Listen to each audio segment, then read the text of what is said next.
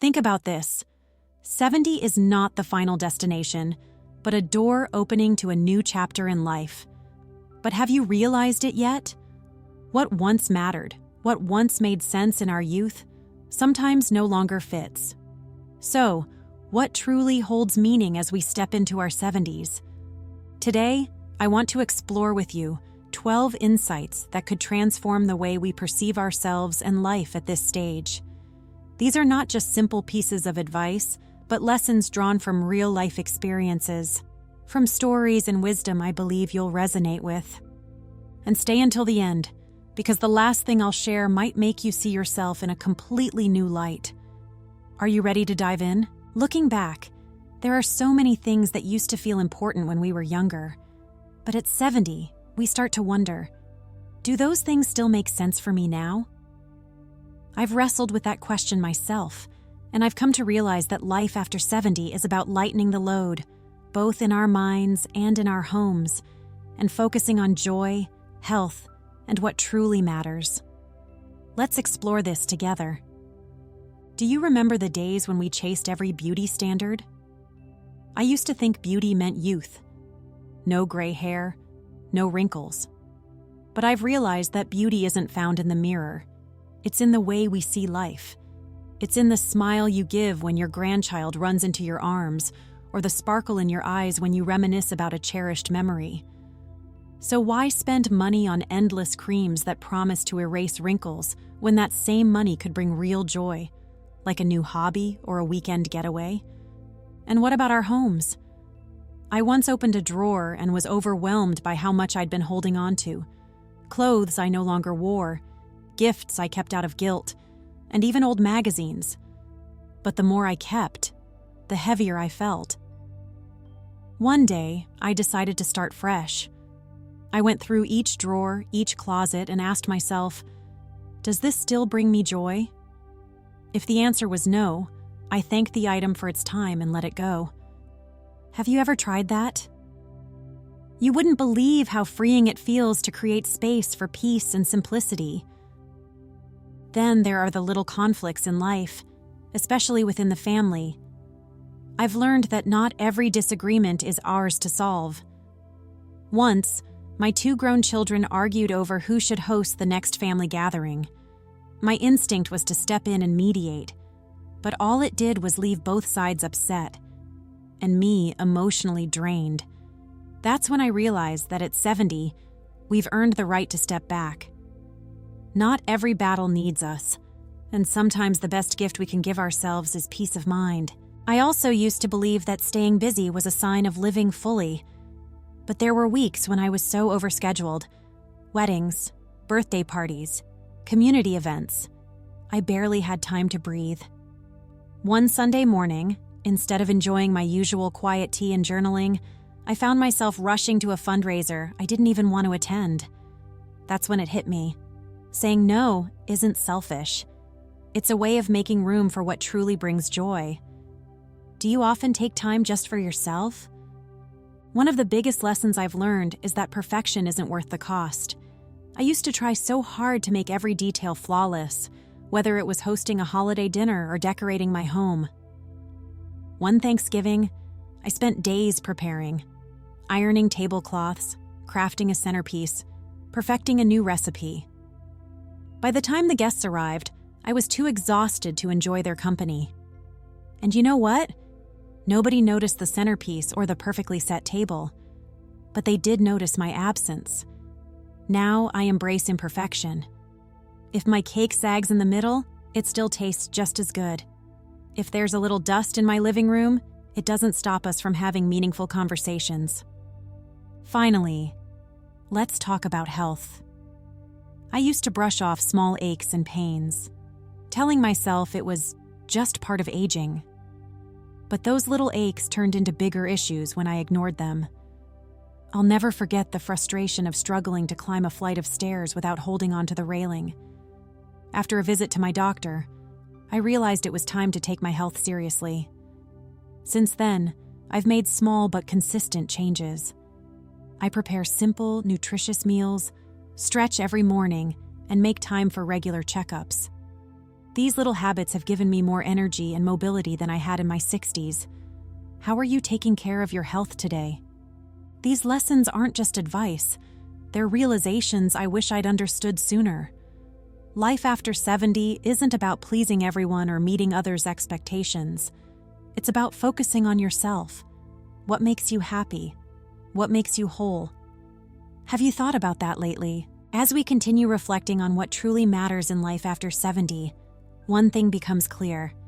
The people we surround ourselves with play a major role in our happiness. But let me ask you this. Have you ever walked away from a conversation feeling more drained than uplifted? If so, it might be time to reevaluate some of the relationships in your life. I used to believe that long-standing friendships should always be cherished, no matter the cost. I had a friend, we'll call her Linda, who had been a part of my life for over 30 years. On the surface, it seemed like a friendship worth holding on to.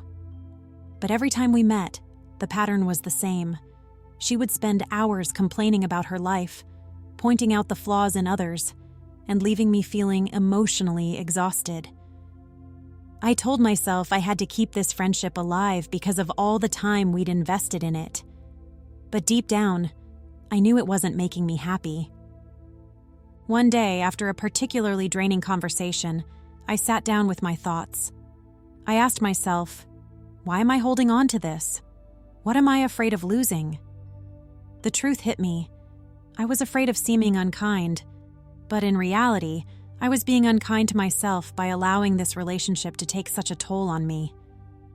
It wasn't easy, but I made the decision to step back. I didn't have a dramatic confrontation with Linda. I simply started prioritizing the people and activities that made me feel positive and fulfilled. Slowly but surely, my days felt lighter, and my heart felt freer. Walking away from that relationship wasn't selfish. It was self-care. Now, when I think about the people in my life, I focus on those who bring joy, warmth, and kindness. These are the relationships that recharge me, that make me feel seen and valued. And honestly, I've found that when we let go of negativity, we create space for better connections to flourish.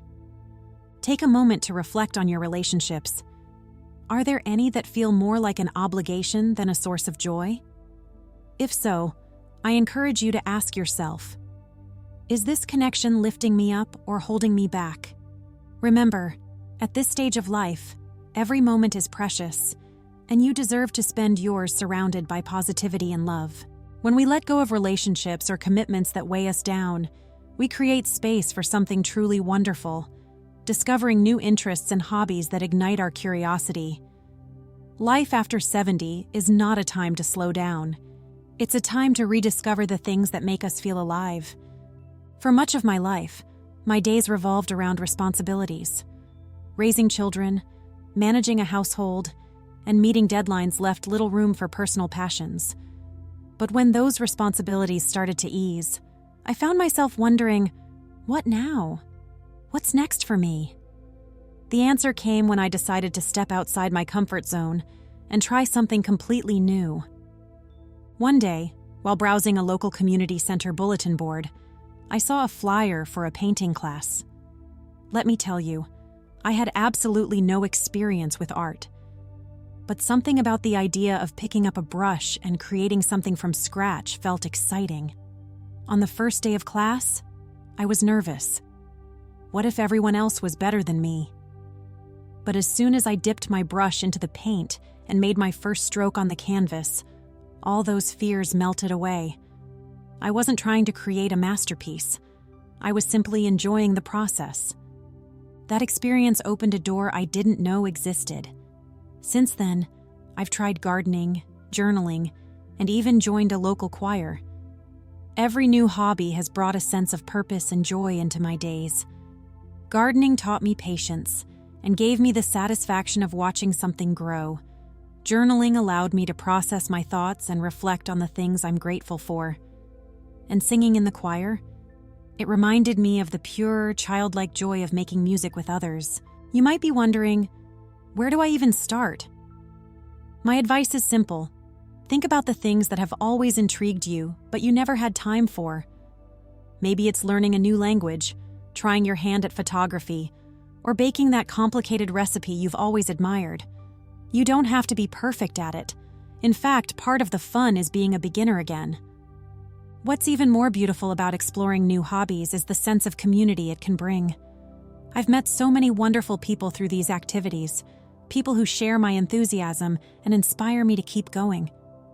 Whether it's chatting with fellow gardeners at the nursery or laughing with my painting classmates over our happy little accidents, these connections have made my days brighter. So let me ask you this. What's one thing you've always wanted to try but never found the time for? Whatever it is, don't let age hold you back. You're never too old to learn, to create, or to dream.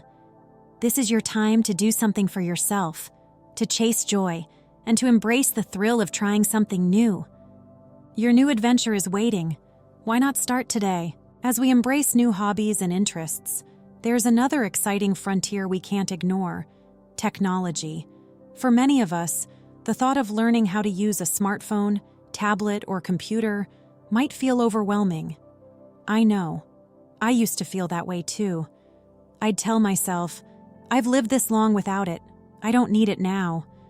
But the truth is, technology isn't just for the younger generation. It's a powerful tool that can make our lives richer, more connected, and more convenient. I'll never forget the first time my granddaughter introduced me to video calls.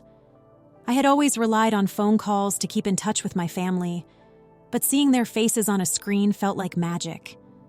Suddenly, I wasn't just hearing their voices.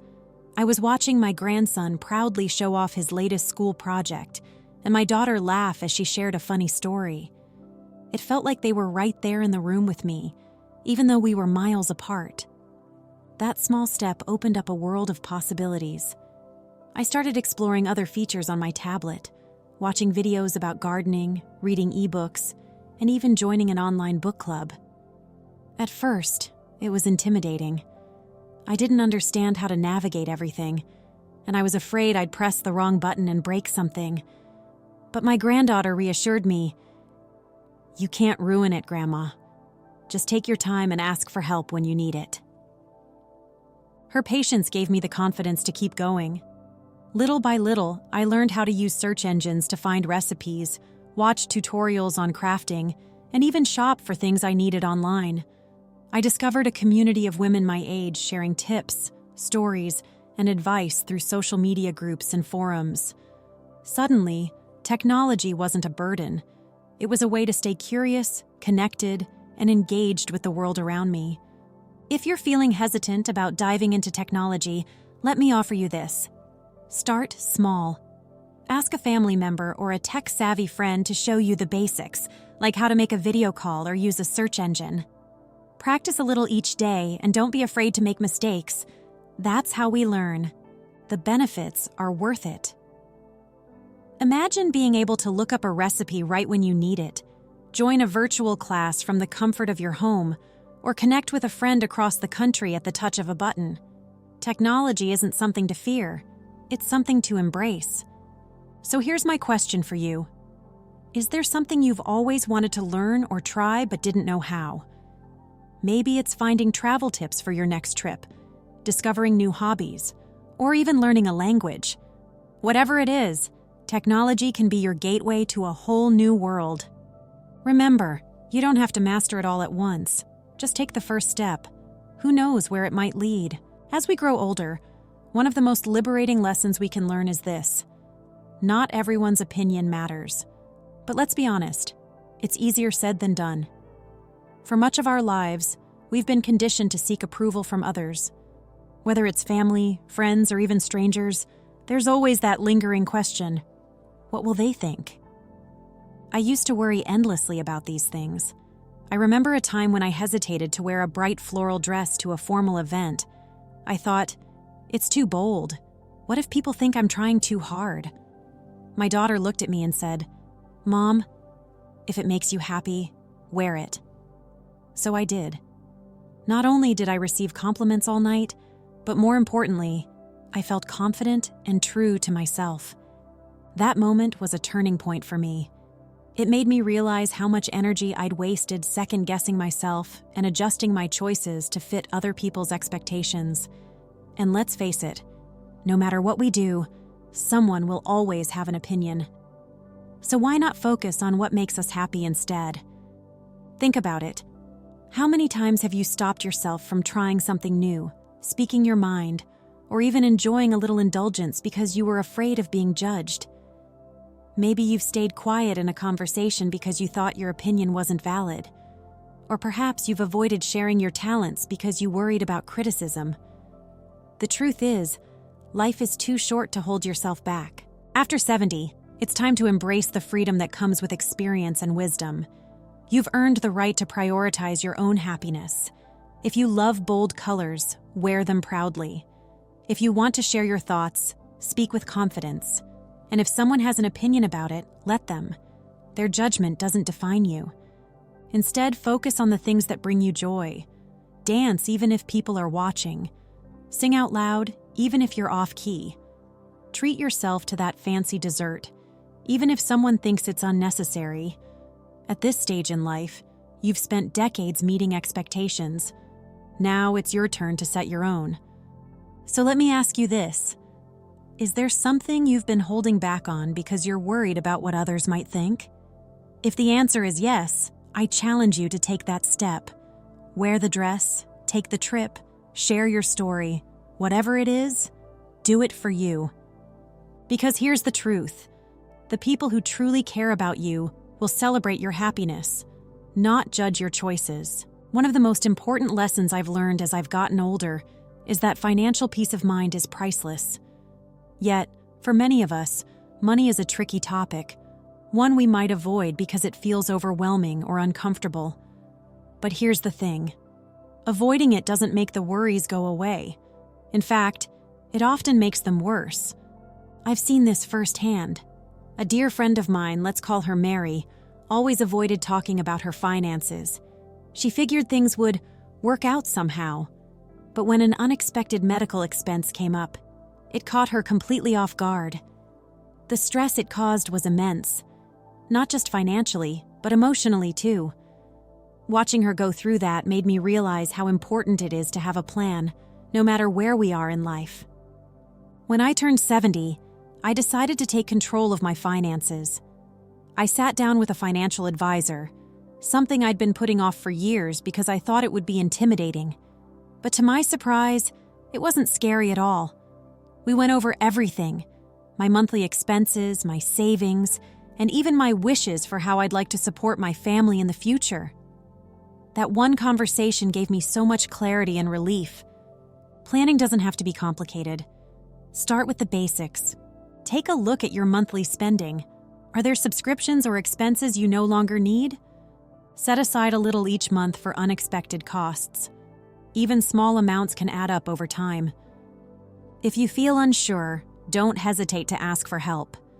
Whether it's a financial advisor, a trusted friend, or a family member, having someone to guide you can make all the difference. And don't forget, financial planning isn't just about being cautious. It's also about enjoying the fruits of your hard work. Treat yourself occasionally, whether it's a weekend getaway, a new outfit, or a fancy dinner. You deserve to enjoy the life you've built. So here's my question for you. Have you taken the time to think about your finances recently? If not, now is the perfect time to start. It's never too late to take control and find peace of mind. Remember, financial stability isn't just about having money. It's about having confidence in how you manage it. And that confidence can free you to focus on what really matters: living a life filled with joy, adventure, and love. As we reflect on these lessons, whether it's letting go of toxic relationships, exploring new hobbies, embracing technology, or even taking control of our finances, one thing becomes clear. Life after 70 is not about slowing down. It's about thriving. Think about everything you've experienced, everything you've overcome. Each wrinkle tells a story of laughter, love, and resilience. Each gray hair is a badge of wisdom earned through years of growth. This is your time to embrace who you are unapologetically and live fully, without the weight of unnecessary worries or expectations. The beauty of this stage in life is that it's yours to shape. You can fill your days with things that spark joy, build connections that uplift you, and take steps to ensure your future is secure and peaceful. You have the freedom to say yes to what excites you and no to what doesn't serve you. But let me leave you with this. What's one thing you can do today to honor yourself? Maybe it's calling that friend who always makes you laugh. Maybe it's signing up for that class you've been curious about. Or perhaps it's simply sitting down with a cup of tea and taking a moment to reflect on all you've achieved. Whatever it is, take that step. You deserve to live a life filled with purpose, joy, and connection. And as you move forward, remember this. Life after 70 isn't a time to just get by. It's a time to thrive, to grow, and to shine brighter than ever before. Thank you for spending this time with me. I'd love to hear your thoughts in the comments below. What resonated with you? What lessons have you learned in your own journey? Let's continue this conversation together. Thank you for spending this meaningful time with me today. If any of these ideas resonated with you, whether it was letting go of toxic relationships, exploring new hobbies, or simply embracing who you are, let me know in the comments below. I'd love to hear your thoughts, your stories, or even the steps you're excited to take next.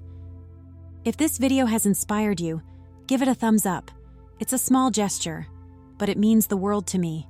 And if you haven't already, hit that subscribe button so you never miss another conversation like this.